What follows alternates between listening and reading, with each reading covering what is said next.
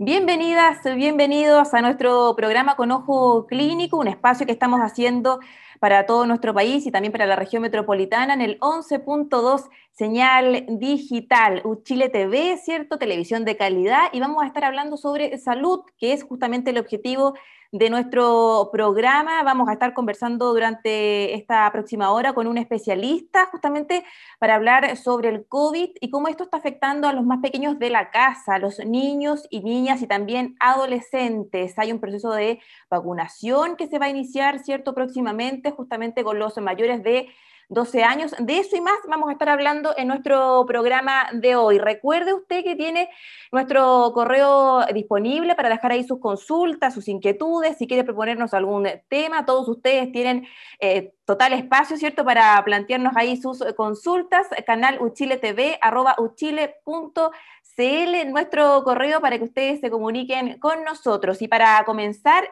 nuestro programa, ¿cierto?, hay que iniciar con un escenario actual de la pandemia, qué es lo que está pasando. Hay cifras que siguen preocupándonos a las autoridades y también a los especialistas.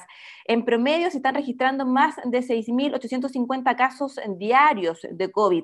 Es algo que obviamente nos preocupa, ¿cierto? Cuando también la región metropolitana se encuentra en una cuarentena total. Hay quienes plantean que esta estrategia no está dando los resultados esperados, la movilidad no ha bajado tanto como se esperaría, ¿cierto?, con una cuarentena total. Otra cifra que también nos preocupa tiene que ver con la ocupación de camas UCI. En promedio, el 95% está, ¿cierto?, siendo utilizada. Más de 3.000 internados en todo el país en las camas de unidad de tratamiento de cuidado intensivo, en las camas UCI. Otra cifra, ¿cierto?, también que nos preocupa.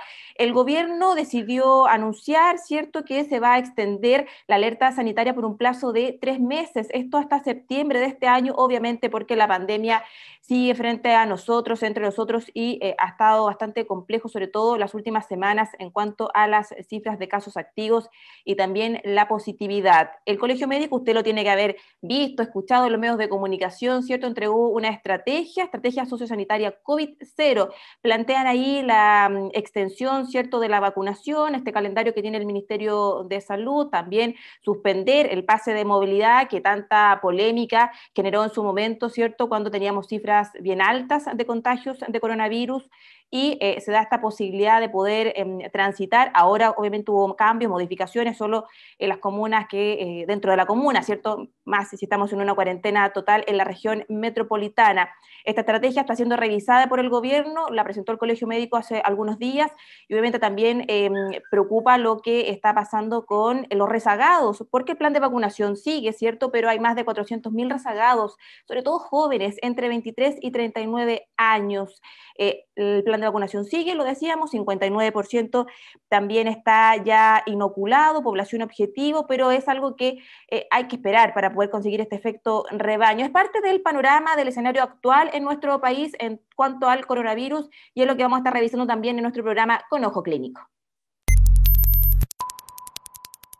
Este lunes 21 de junio finalmente va a comenzar el proceso de vacunación para aquellos mayores de 12 años, un tema que había estado muy encima de la mesa. Los especialistas planteaban la necesidad de vacunar justamente a los más pequeños, a los niños y niñas. Esto va a comenzar el 21, ¿cierto?, el lunes 21 de junio, obviamente por grupos específicos, partiendo por aquellos internados en centros del Sename, también grupos de personas que presentan comorbilidades, y obviamente después el resto de la población. Un proceso de inoculación que se da dentro de un escenario distinto al que teníamos al inicio de la pandemia. Se han estado registrando casos graves de infecciones en niños, niñas y también adolescentes. A esto se suma también este síndrome, ¿cierto?, el PIMS, que también preocupa frente a la reacción que están teniendo los niños y niñas con el coronavirus. Hay menores que han presentado casos graves. Esto también tiene repercusiones en las hospitalizaciones en nuestro país. Según datos del Ministerio de Salud, desde el inicio de la pandemia se han notificado hasta el 10 de junio 233.312 casos de personas con COVID entre los 0 y los 18 años. Estamos hablando de niños, ¿cierto?, y adolescentes, digo. Entre el grupo de los 15 y los 18 años, adolescencia pura, ¿cierto? Se registra el mayor número de contagios, cifras que obviamente están revisando los especialistas. Hay una sistematización frente a estas cifras y también se ha notificado que las hospitalizaciones de menores entre 5 y 17 años se quintuplicó en los últimos 6 meses. Es parte de la situación puntualmente con los niños y niñas que vamos a estar revisando en nuestro programa, las distintas aristas, preguntas, inquietudes, las vamos a estar revisando con un especialista aquí con Ojo Clínico. Y se lo mencionábamos al inicio de nuestro programa, nos acompaña hoy día el doctor Juan Pablo Torres, él es pediatra, infectólogo, doctor en ciencias médicas de la Universidad de Chile. Doctor, muchísimas gracias por acompañarnos. Hola, un gusto, Maritza, estar con usted y acompañarlo en el programa. Vamos a aprovechar, doctor, de hacerle varias consultas con respecto a la vacunación en torno a los más pequeños, ¿cierto?, de la casa, los niños, niñas y también adolescentes. Partir esta conversación, doctor Torres, preguntándole por lo que se debe estar preguntando también la gente en su casa, las mamás, los papás, ¿cierto?, las familias. ¿Es seguro vacunar a mi hijo, a mi hija? Parte ahora el lunes, ¿cierto?, 21 de junio, mayores de 12 años. ¿Es seguro, doctor? Sí, bueno, es una de las preguntas que todos nos hacemos cuando partimos hace ya tiempo, ¿no es cierto?, con los adultos primero, los adultos mayores, si va a ser seguro, si vamos a tener, transmitir confianza respecto a eso. Y lo primero sería decir de que en el país, después de ya haber puesto muchos millones de dosis de vacunas, hemos visto que las vacunas son seguras, muy seguras, y que los resultados que están mostrando respecto a protegernos del virus y sobre todo a la infección grave de hospitalización y muerte también han mostrado resultados que son tremendamente satisfactorios aquí en Chile y en los otros países. Podemos tener una confianza de que todas las vacunas que se están administrando en el país y pasando por los procesos de las entidades regulatorias, efectivamente disponemos de vacunas que son seguras, que producen una respuesta inmune, o sea, producen nuestros anticuerpos contra el virus de una manera adecuada y nos terminan protegiendo, sobre todo para la enfermedad más grave, más severa y para la muerte, que es tremendamente importante.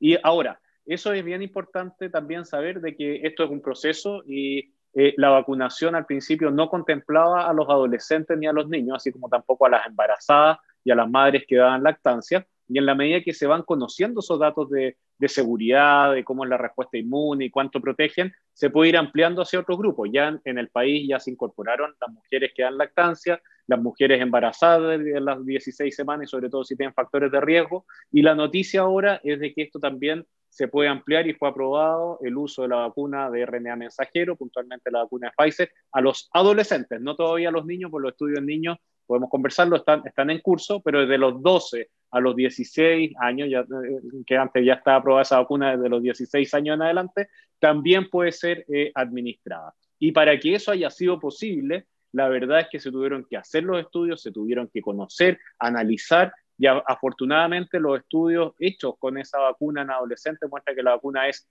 muy segura, los efectos o reacciones son muy menores respecto a algo similar a lo que pasa en los adultos, y la respuesta inmune también es muy satisfactoria. Incluso fue un poco más potente que lo que se vio en adultos jóvenes que siguen a esa edad. Y en cuanto a la protección, la verdad es que los resultados también son tremendamente buenos porque muestran una eficacia en los adolescentes con este tipo de vacuna que es bastante cercana al 100%, entre un 90 o 100%, dependiendo de algunos tipos de análisis. Así que es una buena noticia y podemos entonces vacunar a nuestros adolescentes con seguridad y esperando que vaya a tener un buen resultado en términos de protección también. Se lo preguntaba, doctor, porque, claro, hay muchos que podrían tener ciertas aprensiones justamente porque son estudios recientes, algunas de las críticas o dudas que se han generado en torno al proceso de vacunación de adultos es que, claro, estas vacunas salieron de forma muy, muy rápida, muy en corto tiempo, ¿cierto? En un muy corto tiempo. ¿Qué decir también frente a esos argumentos? Usted lo planteaba, son vacunas seguras, hay estudios de por medio, pero claro, hay inquietud también pensando que estamos hablando de jóvenes, ¿cierto? De 12 años para arriba. Sí, es muy válido tener esas inquietudes y también es bueno ver que lo que se ha hecho en el mundo, en la ciencia, para estar tranquilo respecto a esas inquietudes. Y al respecto, es cierto, porque uno está acostumbrado a que el desarrollo de una vacuna si es que fuera rápido, uno esperara que la vacuna se pudiera desarrollar en unos 5 años, 6 años, entonces uno dice, ¿cómo a un año de la pandemia podemos tener vacunas que sean seguras, que sean eficaces? Y la verdad es que eso yo creo que tiene dos elementos. El primero, el trabajo que se ha hecho es realmente impresionante. O sea, aquí de manera colaborativa, los grupos de ciencia en el mundo, en diferentes hemisferios, nosotros hemos participado en Chile también y la Universidad de Chile en estudios de fase 3 de la vacuna de Oxford AstraZeneca, la vacuna de Janssen, por ejemplo, también se han desarrollado en el país la vacuna CanSino con muchas instituciones en el sur del país, el estudio de la vacuna de Sinovac en adultos también con la Universidad Católica y también participación de otras universidades. Entonces, lo primero es que estamos recibiendo, cuando recibimos este pequeño pinchazo que dura un par de segundos, no es una vacuna que no tiene desarrollo, tiene millones de horas de desarrollo científico, participación de voluntarios que pasan a través de ese pinchazo y llegan a nosotros para protegernos. Eso yo creo que es tremendamente relevante recalcarlo y tenerlo claro. Y lo segundo es que el proceso efectivamente ha sido muy acelerado. O sea, lo que hacíamos en 5, en 6 años, ahora se ha logrado prácticamente hacer incluso en un poquito menos de un año. Ha sido acelerado, pero no ha sido precipitado. Se han completado todas las mismas etapas que habitualmente completan los estudios, pero lo que pasa es que para poder lograrlo en tan poco tiempo ha tenido que haber, por un lado, una gran inversión y se han destinado muchos recursos en manera global, digamos, para poder lograrlo. Y antes, si uno podía hacer un estudio en 1, en 2 centros, ahora se amplificó y se pueden hacer en 5 o en 10. Las entidades regulatorias también han puesto de su parte para poder revisar y tener más gente a disposición y poder hacerlo más rápido. Pero en ese sentido ha sido todo más acelerado, pero no precipitado, porque las etapas que se han cumplido han sido exactamente las mismas que, sí, que han seguido los otros estudios. Por eso es que estamos tan tranquilos respecto a los datos que nos entregan los estudios en estas vacunas.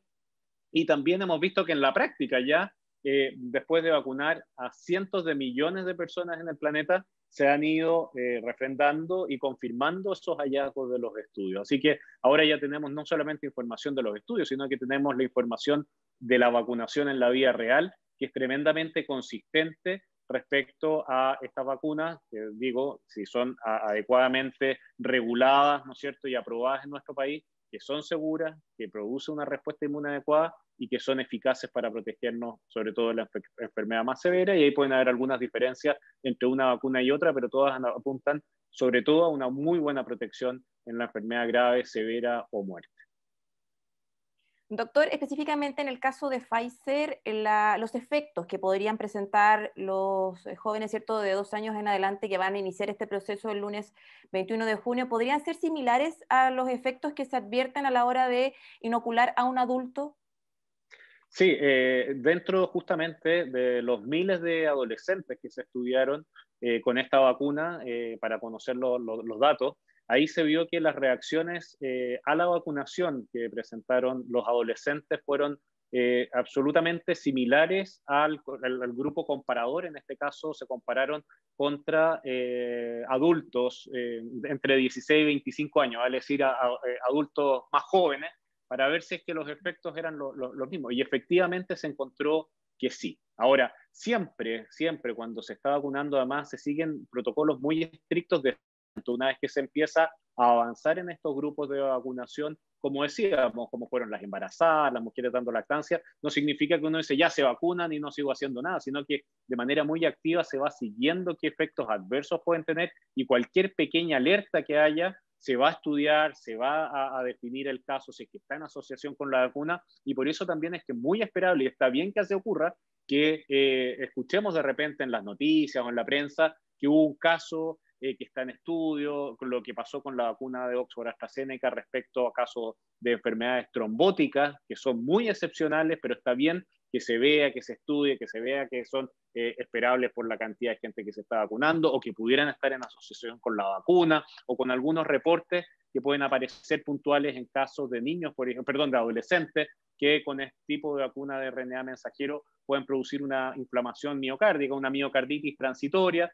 Está muy bien que se detecten, se estudien y se vea si tienen asociación con la vacuna. Pero si vemos los datos globales, los efectos que uno podría esperar en los adolescentes son reacciones muy menores, de molestia en el sitio de punción, un poquito de enrojecimiento o de dolores a veces musculares, y en asociación a pocas horas después de la administración de la vacuna y que después eso vaya cediendo. Perfecto. A tener ojo entonces con estos efectos y si se produce algo distinto, ¿cierto? Obviamente siempre recurrir a algún centro hospitalario, algún centro de salud. Doctor, usted lo decía, lo mencionaba al inicio, que hay estudios que se están realizando en torno a los más pequeños, ¿cierto? A los niños. ¿Cuándo podríamos tener también alguna novedad, alguna noticia con respecto a esto? Estoy pensando, por ejemplo, en los preescolares, en niños entre 5 a 7 años. ¿Cuándo podrían ellos también recibir una vacuna? Sí, afortunadamente esos estudios ya están en curso. Por ejemplo, con la vacuna de Pfizer y de Moderna ya comenzaron estudios que incluyen a lactantes, desde los 6 meses de edad hasta los 11 o 12 años, pues ya tenemos la información de los 12, o en algunas compañías lo están estudiando también hasta los 17 años.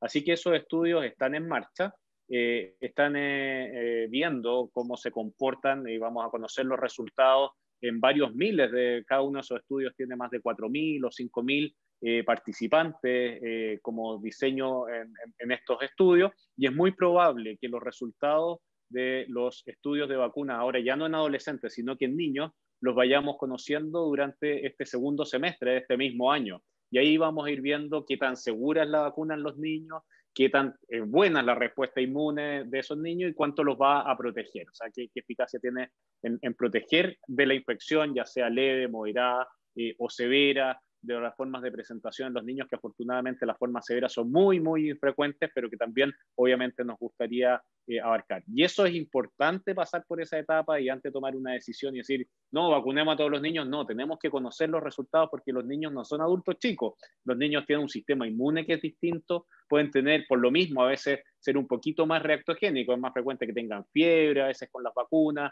y por eso tenemos que tener los datos. Y además en los niños muchas veces administramos otras vacunas por su programa habitual de vacunación, entonces también tenemos que tener algunos datos de que la coadministración, vale decir ahora la vacuna de COVID, no interfiera con las otras vacunas que normalmente reciben los niños. Así que por eso es que es más desafiante, pero así todo es muy probable que tengamos ya los primeros datos durante el segundo semestre de este año y probablemente el equivalente a nuestra primavera. Yo creo que ahí ya vamos a ir conociendo datos de vacunas en niños y poder ver si es que podemos avanzar, porque ya sabemos que tenemos que probablemente vacunar a prácticamente toda la población para que vayamos teniendo un control global de la pandemia que sea cada vez más efectivo, siempre entendiendo además de la mano que la vacunación es uno de los pilares, pero el pilar fundamental aquí son las medidas de protección y autocuidado que ya bien conocemos, porque uno sin el otro no funciona de una buena manera.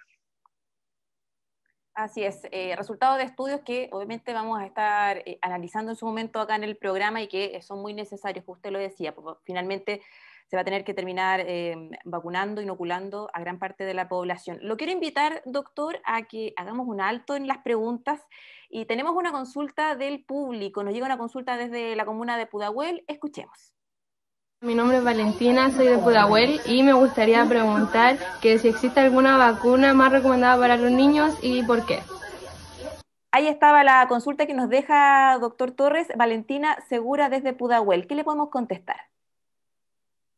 Sí, yo creo que para ser bien claro en la respuesta, lo primero es que las vacunas en los niños más pequeños todavía no están aprobadas y estamos esperando los resultados de los estudios.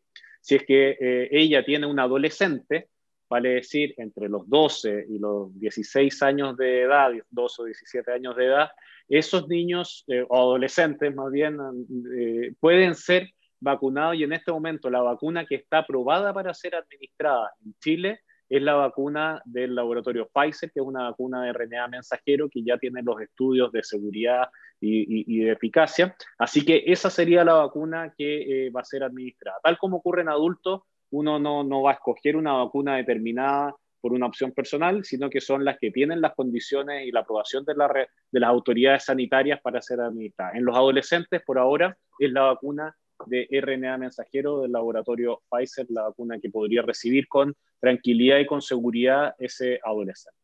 Doctor, ¿usted está de acuerdo con que era necesario justamente comenzar esta inoculación ahora, claro, en los adolescentes y ir extendiéndola a los más pequeños? Se lo pregunto porque desde la OMS también salió esta recomendación de priorizar adultos antes de que a los niños, frente a lo que está pasando, ¿cierto?, a nivel global.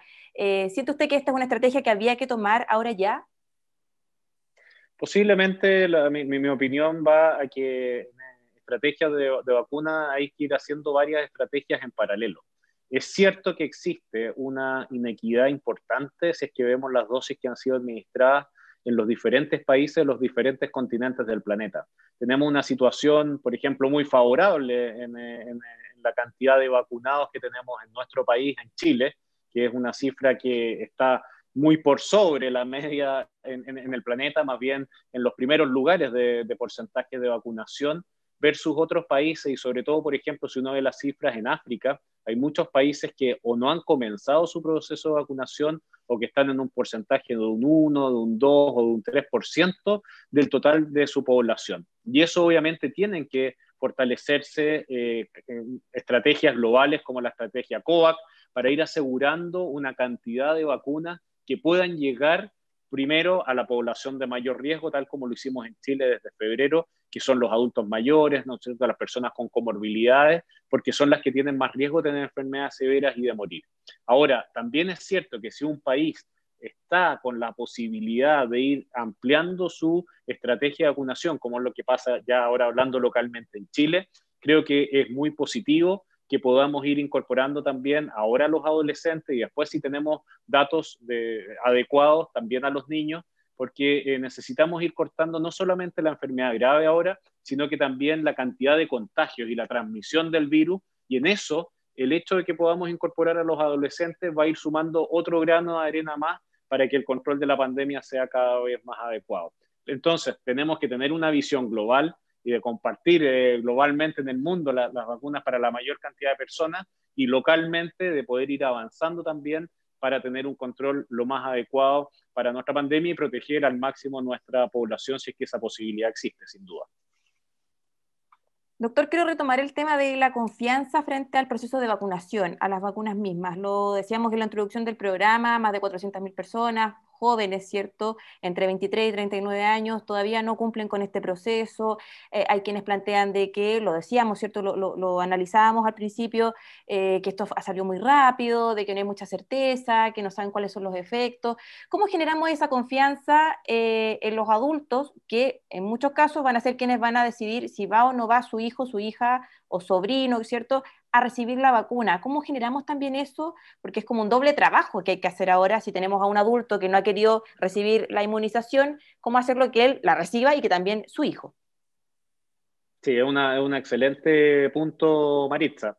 Y bueno, claro, yo creo que hay dos componentes. Uno, si uno mira los datos, los datos son categóricos.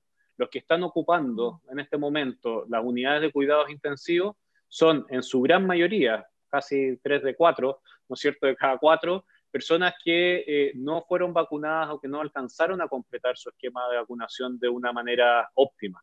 Y es un dato tremendamente relevante porque también uno dice, el personal de salud está exhausto, desde la cantidad de camas de unidades de cuidado intensivos que históricamente teníamos antes de la pandemia, se ha más que triplicado y gran parte de ese trabajo se lo está dando en algunos casos personas que no alcanzaron a completar su vacunación, pero también personas que no quisieron o aprovecharon la oportunidad de ser vacunadas.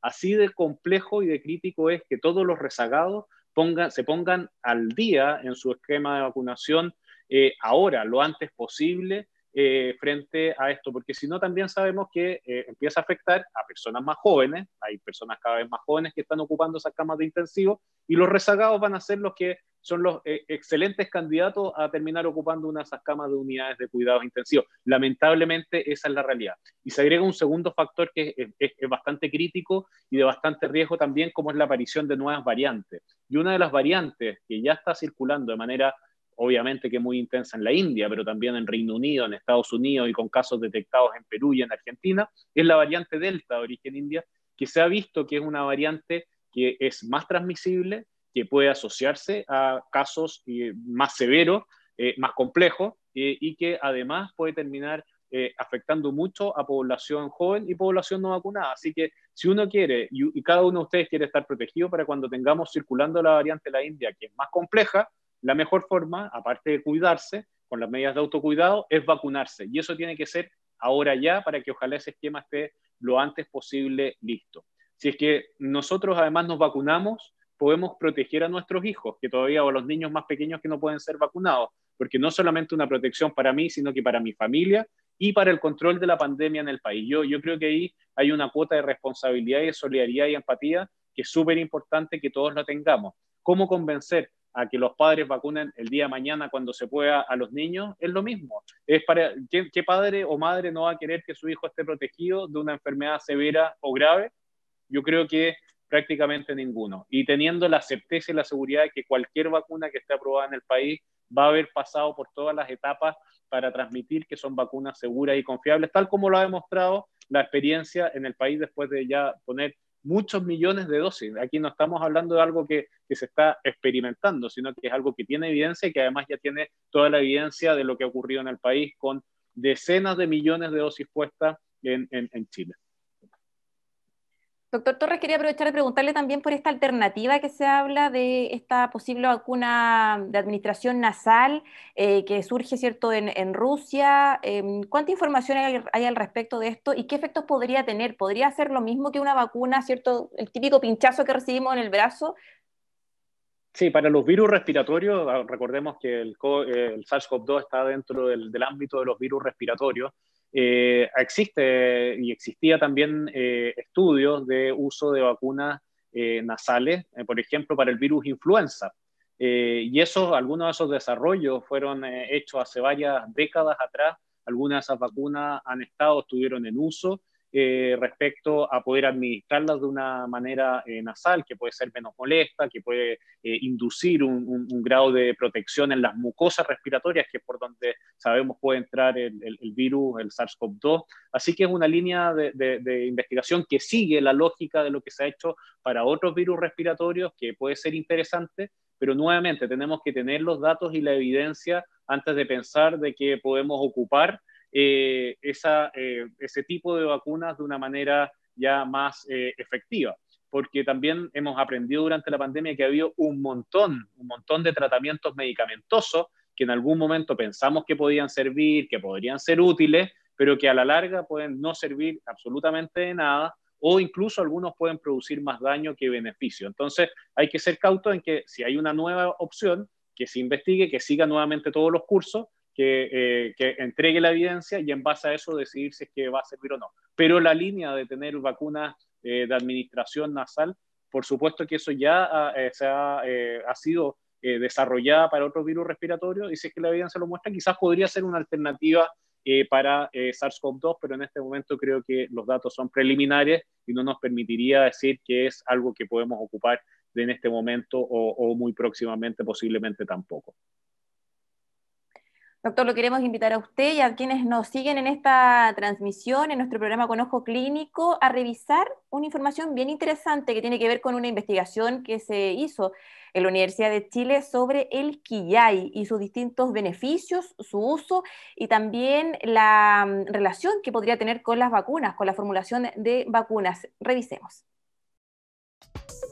La saponina es un compuesto químico que se encuentra en la corteza del quillay y que por años ha sido utilizada en la industria de la cosmetología y la cerveza por su capacidad para producir espuma. Y entre las aplicaciones de tipo curativo o de medicina, se aplica para algunas enfermedades de la piel y también en algunas vacunas. Al ser un producto de origen natural, la saponina tiene la cualidad de generar una mejor recepción en el cuerpo humano. Por eso figura como un adyuvante clave para la formulación de una vacuna contra el SARS-CoV-2, el coronavirus que tiene los mejores laboratorios del mundo buscando una fórmula que dé combate a esta pandemia que ya ha cobrado cerca del 1 millón de vidas a nivel mundial. Y tienen una característica en su molécula que es compleja, una parte positiva y una parte negativa. Eso hace entonces muy útil para poder penetrar en las células a través de la pared. ventaja que se ha manifestado, como les decía, en la aplicación de vacunas animales y otras vacunas en humanos. Con sus 15 metros de alto en promedio y tronco de hasta 1 metro de diámetro, este árbol de follaje siempre verde y de flores blancas se encuentra en la zona central de nuestro país. El quillay se distribuye desde la región de Coquimbo hasta la región de la Araucanía. En la cordillera de la costa, en mucho menor medida en el Valle Central, y en la cordillera de los Andes hasta aproximadamente los 1.500-1.600 metros de altitud. Este árbol endémico podría dar la gran sorpresa si se logra probar con éxito la fórmula de la vacuna contra el COVID-19 con la saponina como adyuvante.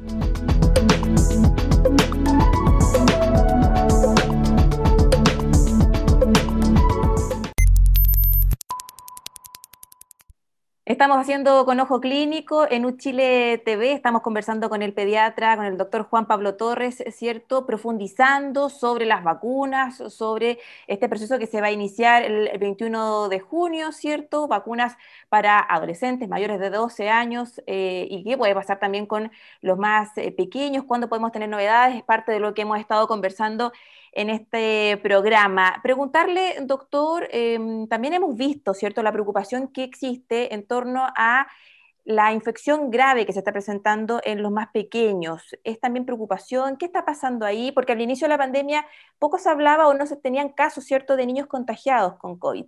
¿Qué está pasando hoy día? ¿Por qué esto ha ido evolucionando, ¿cierto? Este es un virus, ¿cierto?, que va cambiando. ¿Qué está pasando también y la relación que está teniendo con los niños y con infecciones graves?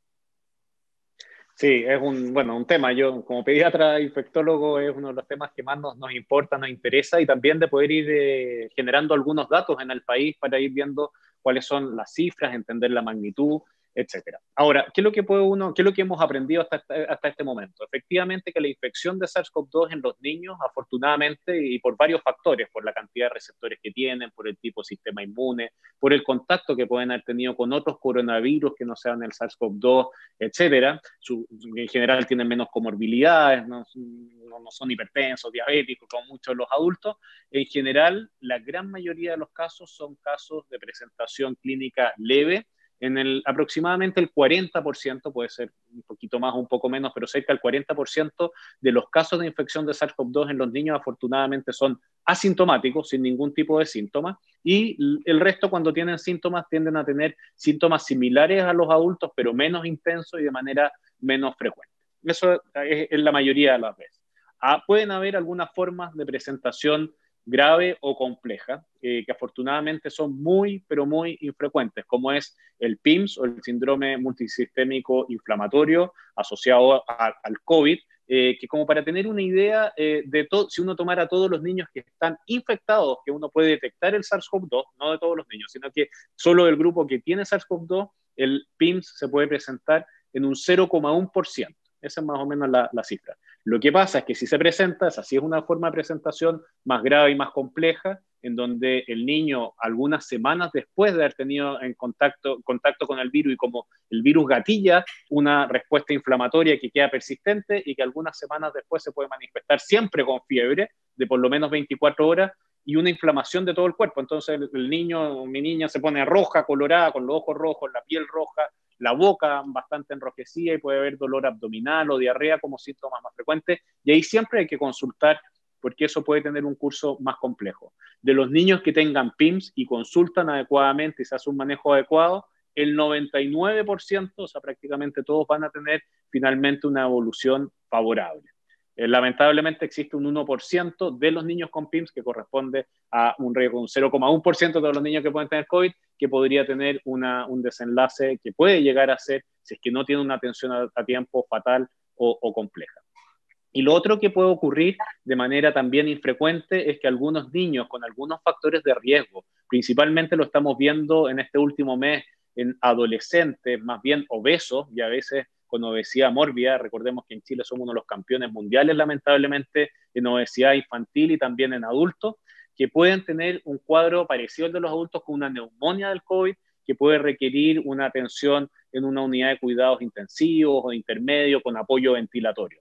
Nosotros tenemos una red de infectología pediátrica a lo largo del país con más de 33 o 34 centros de Arica a Punta Arenas, y cada semana vamos viendo cuántos de estos casos de neumonía o de casos de COVID severo tenemos en niños, y la cifra desde marzo o desde abril hasta ahora, hasta junio, ha oscilado entre 4 a 14, una semana llegamos a tener un poquito más de 20, la semana pasada ya bajó a 11 en todo el país, que pueden tener estas formas de presentación más severas. Así que los niños no están exentos de infectarse, no están exentos de transmitir la infección, lo hacen menos que los adultos, y en casos muy excepcionales pueden llegar a tener esta forma de presentación como el PIMS, o sobre todo algunos niños con factores de riesgo de obesidad y de inmunocompromiso, niños que están en tratamiento con cáncer o que tienen alguna condición porque toman medicamentos que le bajan sus defensas o están trasplantados, pueden llegar a presentarse estos casos que no son PIMS, sino que son neumonias, que son bastante parecidos a los cuadros más graves de los adultos, pero estamos hablando de una cantidad de cifras, afortunadamente, que es bastante puntual y que hay que estar bastante atento para atacarla a tiempo. Quería detenerme brevemente, antes de ir a la consulta del público, doctor, en torno a lo de PIMS, que en su momento causó harta preocupación. ¿Qué síntomas, ante qué síntomas llevar, ¿cierto?, al niño o a la niña a un centro hospitalario, para que los papás también que siguen nuestro programa, ¿cierto?, lo tengan bien clarito? Claro, eso es súper importante, tener claro los síntomas frente a los cuales yo tengo que consultar. Y podría haber un PIMS. Siempre, si es que el niño tiene que haber fiebre. En el PIMS, por definición, tiene que haber fiebre sobre 38 grados y por lo menos por 24 horas o más. Si es que a eso se agrega el hecho de que el niño o la niña tiene inflamación, que lo voy a ver porque los ojos y la parte blanca de los ojos se pone roja, la boca se pone colorada o hinchada, la piel se pone también roja, como nosotros lo llamamos rash, o con manchas rojas en la piel, tiene dolor de guatita, dolor abdominal que es bastante intenso, diarrea, o eventualmente se hinchan los ganglios del cuello o se hinchan las manos, en ese caso hay que consultar. No tienen que estar todos estos síntomas que acabo de mencionar todos presentes al mismo tiempo, pero siempre tiene que haber fiebre, más manchas rojas, ojos rojos y dolor abdominal como los más frecuentes. No necesito tener el antecedente que mi niño o mi niña haya tenido COVID, porque a veces, como dijimos, como los cuadros son asintomáticos, puede haber pasado desapercibido. Después serán los exámenes para confirmar el PIMS. Así que fiebre más de 24 horas, más los síntomas de enrojecimiento de los ojos, la piel, dolor abdominal y diarrea, mejor consultar. Perfecto, ahí está clarito, todo, ¿cierto?, para que usted esté muy atento en el caso de que su hija o su hijo presente alguno de estos síntomas. Doctor, tenemos otra consulta del público, lo invito a revisarla. Mi nombre es Belén, soy de Pudahuel y quería preguntar si los niños con sobrepeso tienen más posibilidades de tener PIMS. Ahí estaba la consulta de Belén Pérez, ¿cierto?, desde la comuna de Pudahuel. Doctor, nos pregunta sobre los niños con sobrepeso. Usted lo estaba mencionando, son factores de riesgo, ¿no? Sí, lamentablemente sí, el sobrepeso y la obesidad, tanto en adultos como en niños, es un factor de riesgo para tener eventualmente una forma de presentación un poco más compleja. En el caso de niños o puntualmente, si es que para tener PIMS los niños obesos o con sobrepeso tienen mayor riesgo, la verdad es que no lo tenemos claro todavía. La gran mayoría de los niños de la serie de niños acá en Chile, que las hemos seguido y también en el mundo, que tienen PIMS, entre el 75 y 80% de los niños que tienen PIMS son niños previamente sanos y que no tienen comorbilidades. Así que la gran mayoría de los niños que tienen PIMS no tienen ninguno de esos factores. Sin embargo, para tener si es que un niño tiene COVID y si es que ese niño es más bien adolescente y obeso, y sobre todo si es que esa obesidad es muy grande, una obesidad mórbida, hemos visto que puntualmente pueden tener un cuadro respiratorio, un cuadro de COVID propiamente tal, que puede ser un poquito más complejo como factor de riesgo. Así que claro que hay que tener más cuidados en ello y ojalá también aprovechemos esta oportunidad para ir disminuyendo la cantidad y la prevalencia de la obesidad que tenemos en los niños en Chile y también en los adultos y en los adultos jóvenes. Doctor, otra consulta con respecto a PIMS. ¿Puede quedar alguna secuela después de este síndrome? Es una muy buena pregunta.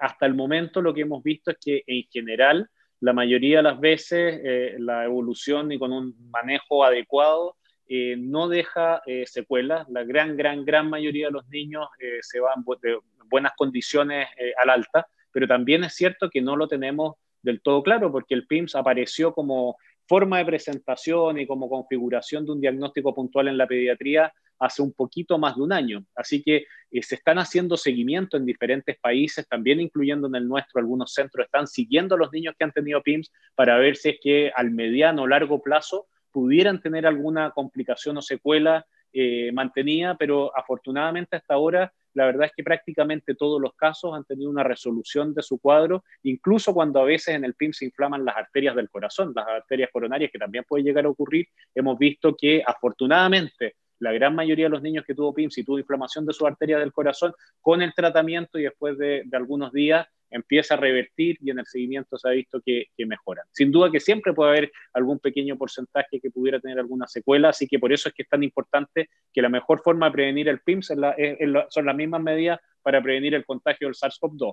Lavarse las manos, usar mascarilla, distancia social, ventilación de los espacios, y que si somos adultos y ya nos corresponde, estemos vacunados para disminuir la probabilidad que los niños puedan llegar a contraer la infección del SARS-CoV-2. Ahí está todo claro, a seguir cuidándose, a protegerse, y obviamente este hito tan importante que los mayores de 12 años ya comiencen a recibir sus vacunas, específicamente en este caso de Pfizer. Le queremos agradecer, doctor, por todos estos minutos, por responder a cada una de nuestras inquietudes. Sin duda, información muy valiosa para quienes siguen nuestro programa Con Ojo Clínico con respecto puntualmente a los adolescentes y también a los niños y niñas que también se ven enfrentados, ¿cierto?, al coronavirus. Le queremos agradecer por estar junto a nosotros hoy día. No, al contrario, gracias a usted, Maritza, y reforzar este llamado a cuidarnos. Las medidas de protección sirven, y la vacunación en conjunto con las medidas de protección es muy importante que lo hagamos ahora y con la mayor cantidad de gente posible. Así que si alguien no se ha vacunado y puede hacerlo, que acuda rápidamente y siempre mantenga el uso de la mascarilla, el lavado de manos, la distancia social y la ventilación de los espacios. Muchas gracias, doctor Juan Pablo Torres, pediatra, infectólogo, también doctor en Ciencias Médicas de la Universidad de Chile, por acompañarnos. Ahí está la invitación, ¿cierto?, a cumplir también con las medidas sanitarias y a seguir cuidándose. Doctor, que esté muy bien, muchas gracias. Hasta pronto. Gracias a ustedes, un gusto. Les tenemos una muy interesante invitación. Se trata de un curso que se va a estar dictando desde el 6 de julio. Esto es dictado por la Universidad de Chile, Cursos U Abierta U Chile. Es gratuito y 100% en línea. Usted puede responder ahí muchas dudas en torno a la pandemia, por ejemplo, las vacunas, qué son, cómo sirven, cómo funcionan. Todo eso lo encuentra en este curso y la invitación ya está hecha, pero ¿sabe qué? Nos refuerza todo esto una de las académicas que está justamente involucrada en esta iniciativa. Ella es la doctora Vivian Luxinger. Nos cuenta más sobre este curso y la invitación para que usted participe. Todas y todos están cordialmente invitados al curso Vacunas en tiempos de COVID-19 que se inicia el próximo 6 de julio. En él explicaremos en un lenguaje sencillo qué son las vacunas, cómo se producen, cómo funcionan, y en especial hablaremos sobre el SARS-CoV-2 y el COVID-19. Las vacunas son una de las herramientas más eficaces para evitar enfermedades y muertes por infecciones, y han permitido erradicar la viruela y controlar a varias otras como la poliomielitis, el sarampión y la rubiola, tanto en nuestro país como en el mundo. Este curso de U Abierta de la Universidad de Chile consta de 4 módulos, dura 5 semanas, no tiene requisitos de ingreso, es gratuito, con posibilidad de optar a certificado oficial de la Universidad de Chile y totalmente en línea. Solo debes inscribirte en página web uabierta.uchile.cl. Con este curso obtendrás herramientas que facilitarán la comprensión de la enorme cantidad de información pública sobre vacunas y la pandemia y te permitirá tomar decisiones informadas. Toda la comunidad está invitada a participar, a inscribirse e informarse con respecto a las vacunas en tiempos de COVID-19. Llegamos ya al final de nuestro programa. Nos quedamos con algunas ideas, fuerzas bien interesantes planteadas por el doctor, por el pediatra Juan Pablo Torres en este capítulo. Lo primero, decir que gran parte de quienes están hoy día en las UCI son personas que no han recibido sus vacunas, que no han completado su esquema de vacunación. Importante punto, el llamado, ¿cierto?, a vacunarse, a recibir esta inmunización, ¿cierto?, a través de las distintas alternativas que tenemos hoy día en nuestro país. Ya son 5 las aprobadas por el Instituto de Salud Pública y que están, ¿cierto?, siendo administradas en todo el país. Otro dato importante que mencionaba el doctor Torres es que el 40% de los niños, ¿cierto?, que se han contagiado con coronavirus son asintomáticos, un dato bien relevante a la hora de ellos presentar este cuadro, ¿cierto?, infeccioso, y que en el caso de quienes han tenido COVID-19, los niños, ¿cierto?, específicamente los más pequeños, justamente son con efectos más leves, ¿cierto?, no tan complejos como el caso de los adultos, pero que obviamente también se está estudiando justamente que ellos pueden recibir una vacuna. Hay estudios en curso que refuerzan además que este proceso que se va a iniciar el próximo 21 de junio en torno a la vacunación de mayores de 12 años es segura. La vacuna que van a recibir es segura, ¿cierto? Hay estudios, hay investigación que avala esta decisión y que finalmente, lo decía el doctor Torres, posiblemente también sea la población en general la que tenga que recibir su esquema de vacunación, su dosis única, en el caso de algunas vacunas, ¿cierto?, como CanSino o Janssen, y en el caso de las otras, ¿cierto?, 2 dosis. Es parte de lo que conversamos en este capítulo con Ojo Clínico, que llega ya a su final. Recuerde que está nuestro correo, que están también las redes sociales para que usted se comunique con nosotros y reciba toda la información de parte de la Universidad de Chile, las distintas actividades que se desarrollan en ella. Siga conectado, siga con nuestra transmisión en Uchile TV. Nosotros nos encontramos en una próxima oportunidad. Que tengan muy buenas noches.